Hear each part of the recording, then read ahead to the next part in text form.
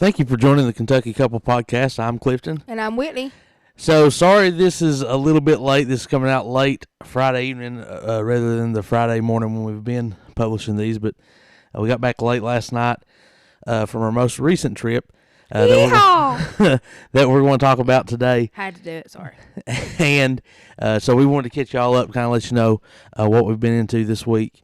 And we have just got back from Nashville. Whitney, any initial thoughts on the trip? I just really always liked, I've always liked Nashville. I think it's a really good town. Lot to do there, a lot of things to visit. You could go multiple times. There's plenty of things to do. Yeah. It's not something that's kind of like one and done. You could go there multiple times. So yeah. I really like that. So just a little background. We were there this week, actually with some kids from school and some folks that we work with.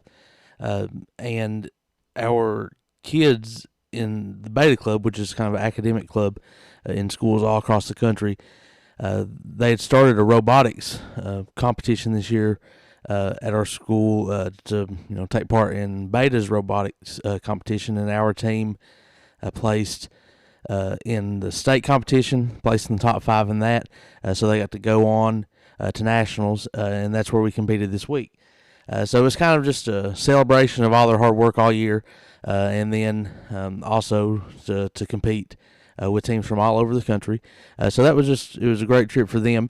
So just a little background, kind of what we did. We stayed at the Opryland Resort, just a huge complex that we'll talk more about here in a little bit. We got to go and let the kids have some fun. Went to Topgolf and did some different things with them. Went, obviously took them to the mall, did some shopping, and then took them on a tour of the Grand Ole Opry. So that was kind of why we were there. It really wasn't a vacation, but we definitely had a good time. We made the most of it. We made it a vacation. Yeah, we kind of made it a vacation. We were with some really good friends and their kids and some of our students. So it was just wonderful. We did, get to relax some. But always good to be home. But this is actually our third time to Nashville, so while kind of the city was fresh on our mind, we figured we would go ahead and do a podcast about it. And actually, first time to Nashville in 8 or 10 years? Mm-hmm. It's changed a lot since we've been there. So we'll go ahead and get into it, just like we always do, our top 5 list. And we'll start, like always, with Whitney. What's your number 5 top thing to do or your favorite thing in Nashville? Okay, so this is a little different. Instead of 5, I actually just have 3, because based on the things we've done, but they're probably big categories, so It's hard to break them down. So I figured some of these will probably fall together with yours, so we can talk as we go. But my number 3, I guess 5, 4, 3, would be I really like the mall. Mm-hmm. That's something that I enjoyed. I actually, what I liked about Opry Mills Mall is it's not super crowded. It was decently, not crazy. Especially for how many kids were there. Yeah. And then there's a lot of good restaurants in there. There's a lot of shops, but the shops, I always like outlet shops. That's something I like. And there was actually quite a few outlet shops in there. And the prices seemed to be pretty good. Like I went into a Vineyard Vines and got quite a few things there, really good price, and the Nike outlet. So I think the kids, seemed to, well, they were mostly the boys with us, but they enjoyed Dave and Buster's in there. Yeah, we got to play in the arcade. Well, one thing I'll say about the mall, because that wasn't on mine. I'm not as big a shopper as you, but in a kind of day and age when malls are dying, I thought this mall was thriving. Yeah. Most of the store, I would say 99% of the storefronts were occupied. They were building new things too. Yeah, they were putting a cheesecake factory in there's construction. There's several restaurants, and it was, a major mall, and I understand it's a tourist area, but, just when we've been to Florida in the past, there's a mall that we go to that's almost empty. There's 2 or 3 stores, and that's it. And there's obviously outlets, other places that are full, but this is just kind of a traditional mall that you walk through. It's like a mall outlet mix, sort of, because it's got non-outlet stores and outlet stores. Yeah. So it was good to see that. I know there's an aquarium in there. I think there are younger kids on the trip. We didn't go, but they had went, and it looked pretty cool. I would have liked to try it myself.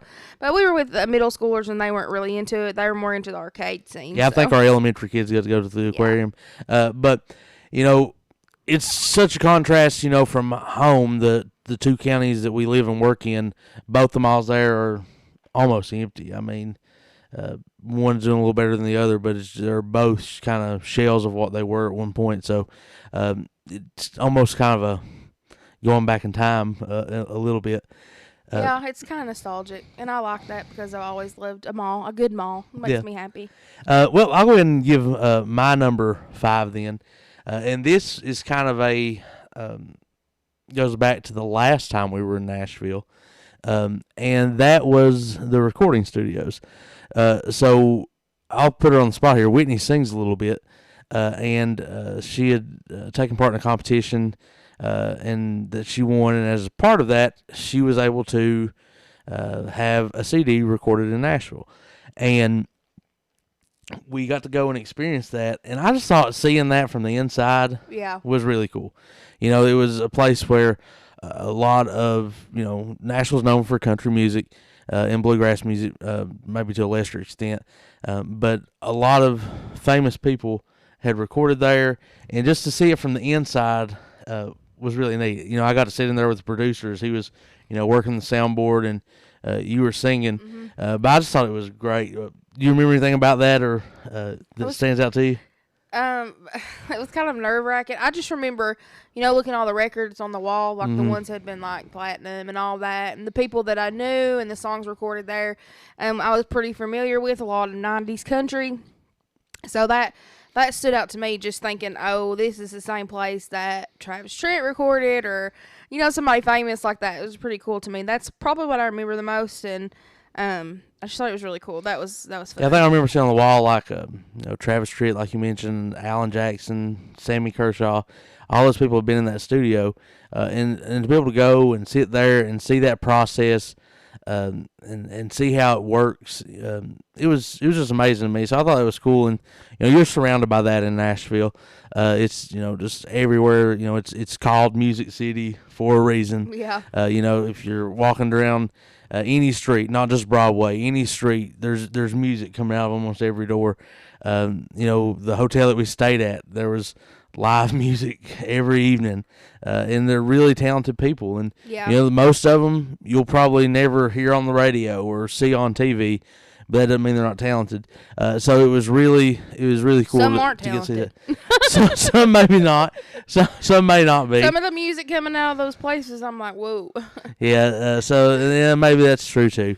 But hey, they're chasing their dream, and I guess we'll talk a little bit. Good luck to them. About that. All right. So I'll go ahead and do number 4 since you only have 3, and for me, and this may be one of yours. I'm not sure. We've not compared list, but was Opryland Resort. Yeah, I think that's number 2 for me. Yeah, Opryland, if you've never been there, is huge. I feel like we could do a podcast on Opryland Hotel. Yeah, you could go and stay there and never leave. Yeah. I mean, there.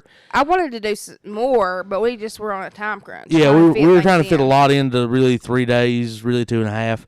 And so the way it's set up, there are over 3,000 rooms in this mall. Or in this It's like a mall. in this hotel, and there is almost a mall within it, but it's subdivided into 4 areas, and each of them kind of have their own decoration and theming, but they're all connected, and so where we were at was called Delta, and kind of. I guess part of what Opryland is kind of known for is this river that kind of runs through it, and there's really a boat cool. ride. There's a lot of fish in there. Yeah, so you took this. We were able to take this boat ride with our students, and it probably took 15-20 minutes. This neat little boat ride, and they have things for kids. There's like a pirate show one. I think they did like a princess thing. I mean, it's just different ones at different times in the day. Yeah, so. I just thought it was neat to see something. I loved it. It's unlike anything else. I saw it was obviously the biggest hotel in Tennessee, probably by far, I would imagine, over 3,000 rooms.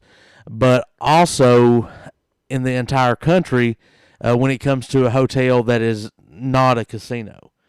So it was just huge. Any way you put it. I know one section had these 2 waterfalls that went through it.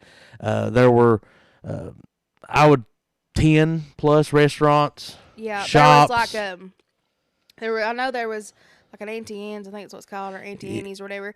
And then it had like The pretzels, yeah. Yeah, and then like the Cinnabon. So like it was funny because when we come out of our room, we had like a little balcony facing the inside of this little area. Yeah, we could oversee like the river and the boat. Our room had a balcony overseeing that. So you could see it. But when you would walk out, you would smell like this amazing, cinnamon. Almost right in your face cinnamon smell. So when we got there, we thought, well, we're gonna have to get a Cinnabon. It has to be Cinnabon or something like that. Something's close by. So we thought, well, maybe it's underneath us. So when we got down there, it was like a little ways over, but it was so strong you could smell it everywhere. That entire section of the hotel, when you're outside your room, smelled like cinnamon. Yeah, it was great. I loved the little balcony. It had like a little nice little chairs. Everything was super clean. Super clean. Our beds were pretty comfortable. I'm not crazy about feather pillows, but other than that, the bed was fine. It was comfortable. Showers were nice. It's owned and operated by Marriott, so you kind of know that's one of your better brands of hotels. So there is I have to talk about this for a few minutes. I like this hotel so good, but there was a steakhouse in there. It was extremely expensive. Yeah, it's a high-end steakhouse. It's like super expensive, so we didn't go there. There was pizza places, all kinds of stuff like that. Some Mexican, shops. Japanese. Yeah, there was some shops. The coolest thing that I liked, they had an Opry shop in there that you could buy stuff that was from the Grand Ole Opry. And they also had this little booth that I recorded a song in. It was like a karaoke recording booth, and you paid so much, and it had it set up like a little mini recording studio, and you could record songs and stuff. So I did that, and it was really fun, and it like emailed it to you.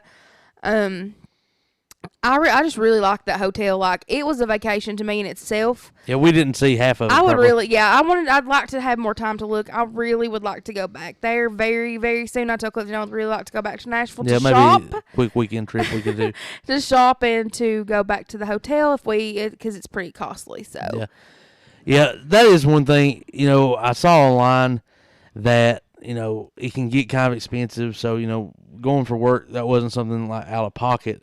That we did, and some people have mentioned, that may be something that you want to, kind of only if you're going for business. But now, to me, especially if you catch a pretty good deal, and I'm trying to look up here.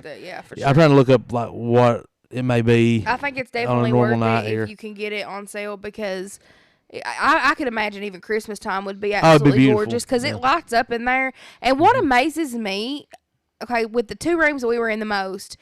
It's kind of looks like you're in a greenhouse almost like that, but it is so cool in there. The wind blows. It feels like you're outside. They do a good job of keeping the temperature under control, even though it was 90 plus degrees outside while we were there. You wouldn't know it. You feel like it was a perfect day.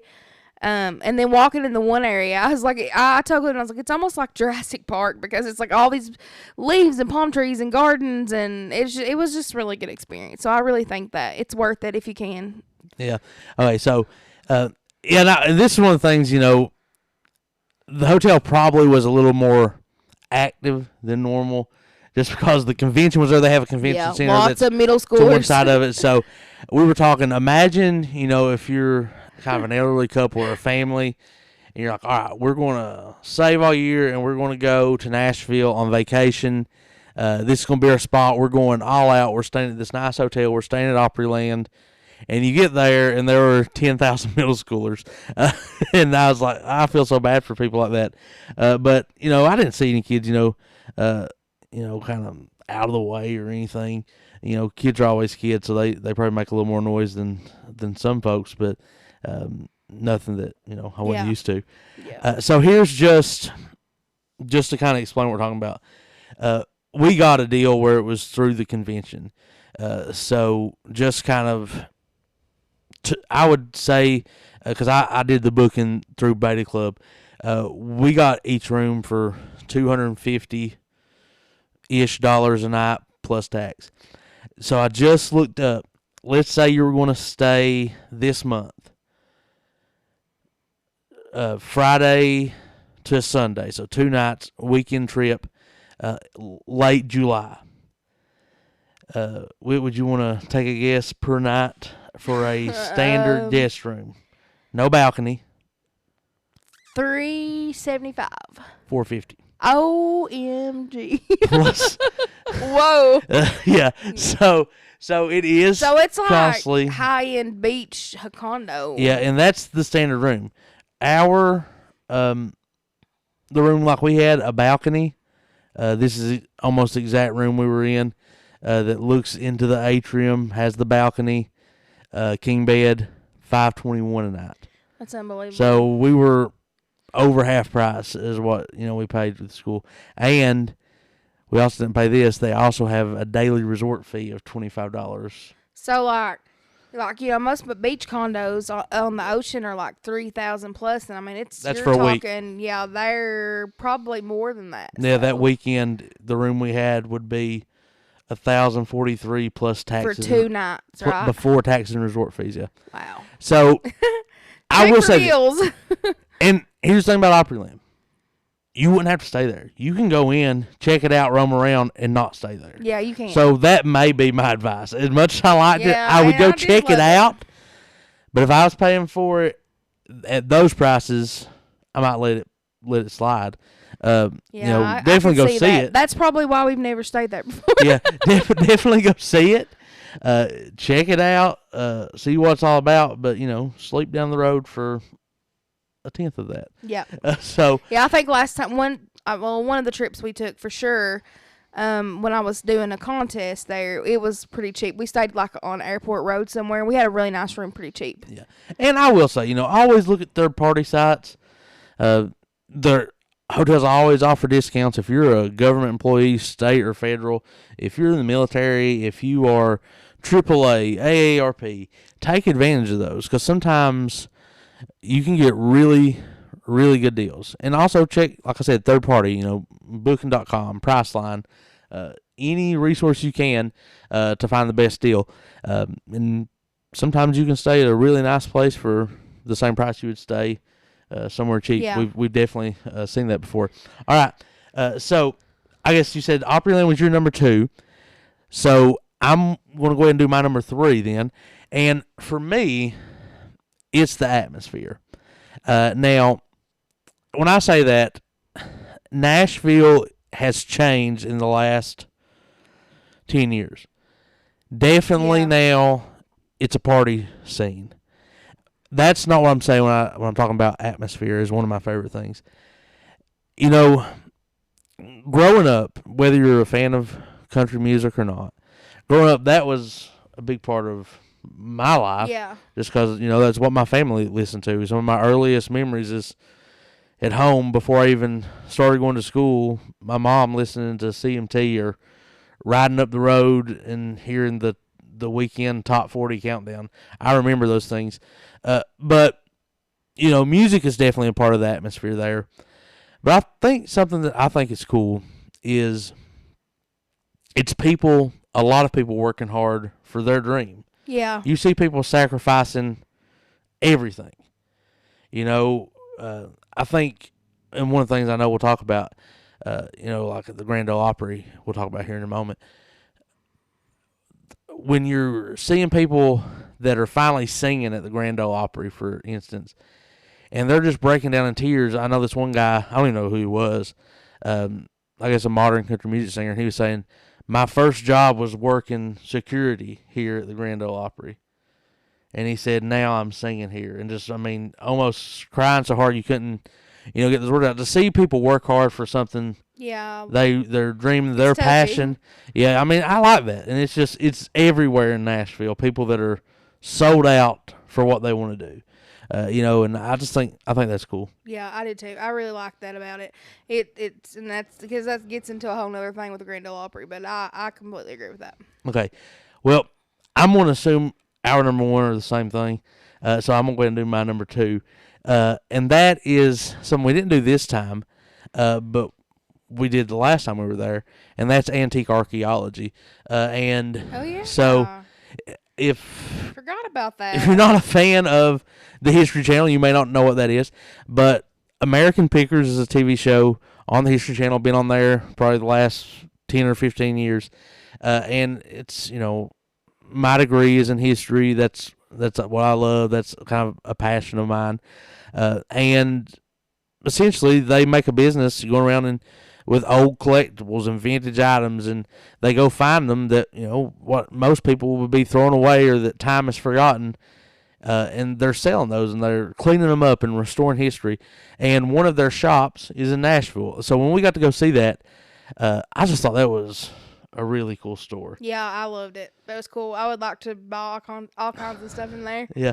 So the main character, one of them, is Mike Wolf, and the day we were there, we're walking around, really not paying much attention. We're looking at some of his personal motorcycles and, looking at their T-shirts and looking at things they've found that they have for sale. And we get up to check out at the register, and he's just working the register. Yeah. So we took our picture with him. It may still be my cover photo on Facebook. I don't change mine much. I think it is. So that's been what? Probably 10 years. Yeah, probably 10 years ago. So I was so excited because I was like, man, this is awesome. So if you're ever in Nashville, it may not be something you think of. You probably don't connect the History Channel to Nashville, but check it out. It's cool. I'm going to say something that I had forgotten about for an honorable mention. Okay. It's not, throw it in. A little bonus. Might be on my list somewhere, but the Parthenon thing. Yeah, that was It cool. was really cool to see. The inside, it's a little art, that kind of thing. Some art I like, some of it's a little not my style. Yeah. Be prepared. I probably wouldn't take kids in there. It's a little more of adult art, so we kind of didn't see that part. Yeah. But now, as far as the outside of it, it's super cool to look at. Yeah. So. It was kind of downtown, I think, close to Vanderbilt's Very nice campus. Yeah, it's a nice park. Yeah, the park around it, but it's I'm not sure how to scale it is, but it's a huge replica of the Parthenon that's I in think Greece. it was actually used in the filming of that Percy Jackson and the Olympian, something like Definitely, that movie. it's It's used in some probably more movies than that, I'm sure. Yeah, and it'll remind you. I know it's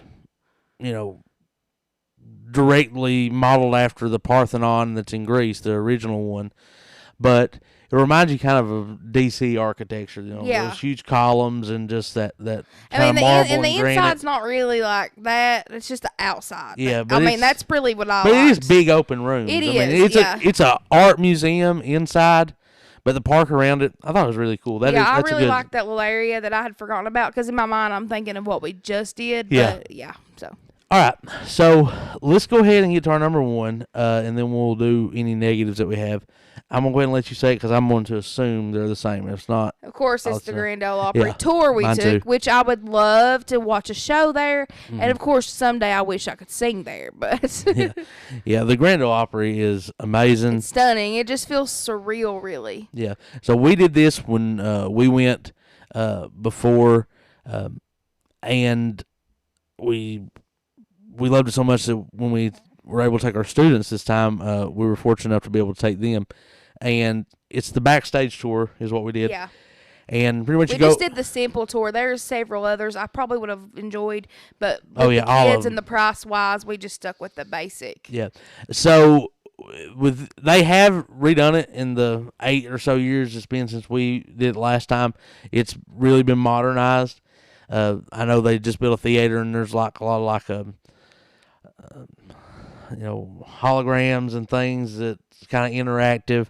But you go in, you sit down, and there's kind of a movie, short 10, 15-minute film that tells about the history of the Grand Ole Opry, and that explains, that it's a live radio show that, happens every Saturday night. And so then you leave there, and you actually have to go walk backstage. Yes, I love it. You go to the artist entrance. You get to see where they come in. It's nothing glamorous at all. No. Everybody's that's one thing I think kind is of cool the there. same. They might don't group like we group stars. We seen one star, we like, wow, or another one we might not like it as much, but there everybody is on the same level, and they all seem to be humble just to be there. Yeah, it's more about the music and the art of the music, and the industry, and really the the Opry itself than the person. Yeah. So what I thought was cool is, probably in country music, you have people like Dolly Parton or Garth Brooks. These people that have sold hundreds of millions of records. Yeah. And they are equal to the guy who they told us just went in, who's just known as one of the world's greatest harmonica players that's played harmonica on all these studio albums for and those years. those people are super important. Yeah, they're just as talented. Yeah. But the Opry, they're all the same. Yeah. You are a member. You have the same rights and all that stuff. And I was like, that's so cool. They're going to throw them the same party that they threw somebody that, that will probably make more while he's asleep tonight than most of us will make in our lifetime.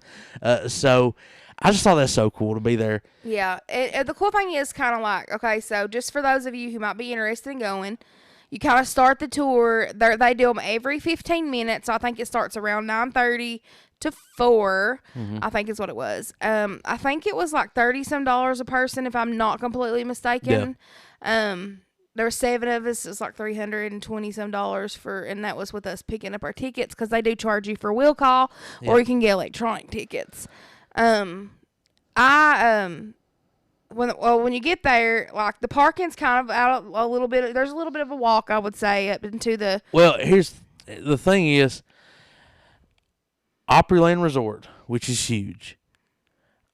Opry, the Grand Ole Opry, and Opry Mills Mall all share this giant parking lot, and pretty much a road that goes around all of them, and so it's massive. I mean, it is busy, and it's just one of those things you have to know and expect when you're there. But I mean, it's well worth it. Like, you got to go. Once you leave the artist entrance, you're walking backstage, and people's working all around you. Yeah, They're and I like it too. It's not super long or too much. Like, if you had kids with you. Yeah, 45 minutes is done. It's pretty good. I mean, I feel like you would be okay with small kids or whatever, older kids, teenagers, whatever. And they kind of take you in. You do a little show. It kind of talks. It's really, really cool. They'd updated that. Then they take you out and they take you through the rooms. They take you through all the dressing hallways. rooms. You get to see a little bit of everything that goes on. You finish up with the stage. You're on stage, and they do pictures, and then they take you around, and you get to see it from the actual people there watching its view. Yep. So you go around and you see kind of the dressing rooms backstage. You get to see kind of a little small theater in the back, which is where they filmed the old show Hee Haw. Yeah, that was cool. I remember when it was a rerun as a kid. But that was neat to see that. They still use it, they said, for receptions and shows there all the time. And the Opry itself, I think, seats about 4,000, a little over 4,000 people. It's all like church so it is a big room, but it's not like it's massive. Surprising, really, because you would think, like, in your mind, you're like arena or something. Yeah, it's you're not used that. to concerts huge. It's pretty intimate setting. Yeah. So like I said, the tour kind of winds down. You come out of the dressing room and you kind of go the way the artist would. You come on stage and you get to go stand in the circle where they've stood for years. And the circle is kind of the big thing there at the Grand Ole Opry. And it's because the Opry has now been in 5 different buildings. It's been here where it's at now since the 70s. But before that, it was in the Ryman Auditorium, which is still there. We've not toured that yet. That is definitely, next time we go, I'm doing that. The Ryman was originally built as a church, and it had been, the Grand Ole Opry even had started in 3 buildings before that.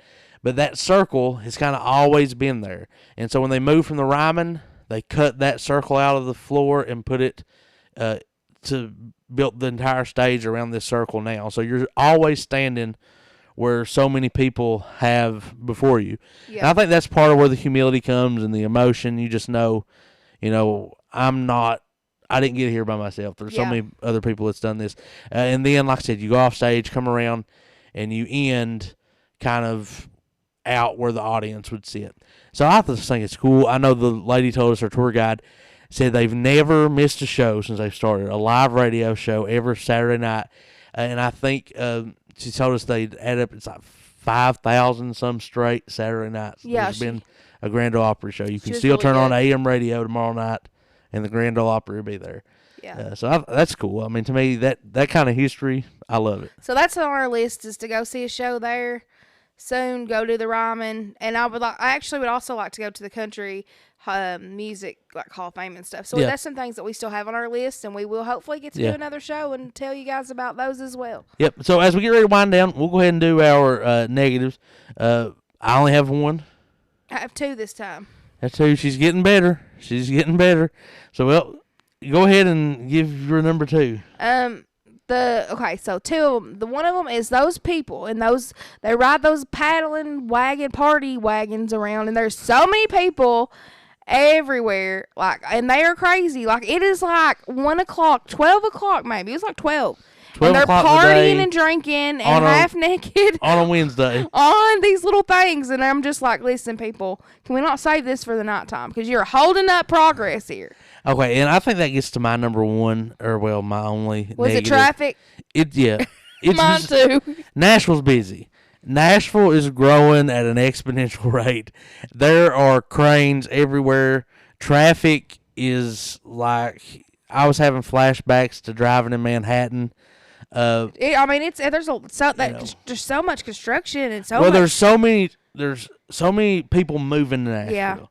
Yeah. It's kind of like Austin, Texas. It's one of these cities that's just growing so fast that builders can't keep up with it. Yeah. Then it has grown so much since we were there. Yeah. Then you have the tourist. Yeah. You have. The streets were shoulder to shoulder in the middle of the day. Yeah, we just drove down Broadway just to show the kids, hey, this is kind of, if you see Nashville on TV, this is what you're seeing. Yeah. And it was jam-packed, 100 degrees, and just people on top I just of people. couldn't believe that it was 12 o'clock, whatever, and they were doing all that, and it was so hot. Yeah. And they weren't missing a beat. Yeah, Nashville has kind of become probably the bachelorette party capital of very annoying, the world. Just saying. But anyway, it's I don't know, it's just the crowd. And, so you have all that come together. People moving there. There's not enough space. That's part of why, Opryland is $450 a night. It's because there's not even enough hotels for people in Nashville. Yeah. So it's a supply and demand problem. But Nashville is busy. So I would say, like I said, we want to go back. But just know if you go, be patient. Know that there is going to be a lot of people. They are, they're going to be doing their thing, and you just kind of got to go do yours. Yeah. And kind of ignore it. Yeah, just let it be. So was that kind of your two together? Yeah, the traffic and all that. Yeah. It's just busy. Up. It's just busy. It's just, I think that's probably the best way to say it. There is just a lot going on, and like I said, with all that, there's construction. So to get from downtown really to what you would say probably outside of the Nashville suburbs, just with the traffic, probably took us almost 2 hours. Yeah. It's like a 4-hour drive from home to Nashville. And, I felt like just getting out of Nashville took almost as long as the rest of it. Yeah. So just know that going in. But Nashville is definitely a place I would recommend. I don't think we've talked about anywhere yet we're stay away from. Hopefully we don't, go on a trip and come back well, that was no good. We want to share some great places with y'all to go. So as we close, Whitney, have anything else you want to say? No, I'll have to say that I really enjoyed this trip. It was just a lot of fun. I definitely hope to go back to Nashville very soon. And if you're thinking about going to Nashville, I think it's a good trip. Yeah, and the thing is, if you are from Kentucky like us, Nashville's close. You can get there pretty much from any part of Kentucky in a day's drive. So go check it out. And if you're not from Kentucky and you're hearing this, still go. It's close to a lot of things. Nashville, there's several interstates that intersect there, so it's pretty accessible. They have a major airport. So if you've thought about it, want to, go do it. I recommend it. All right, guys. Agreed. So thanks for listening to this podcast, this episode number 6. Make sure you go kind of subscribe and review this. It would, leave us all the good reviews you can. And if you don't like it, just don't listen anymore. You don't have to give us bad reviews. And check out our Facebook page, Kentucky Couple, our Instagram, and our website, our blog, KentuckyCouple.com. Guys, thanks for listening. See you later.